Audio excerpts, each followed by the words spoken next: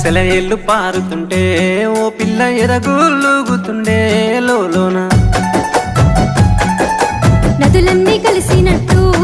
పిల్లగా నవ్వెంత బాగున్నది నీలోన గాజుల సప్పులు గలుగల్లు మోగంగా గజ్జెల పట్టీలు గంటేసి ఆడంగా వరిగడ్డి మోపు ఎత్తి ఓ పిల్ల వయ్యారి నడుము పవే ఈ వేళ సిగ్గు సింగ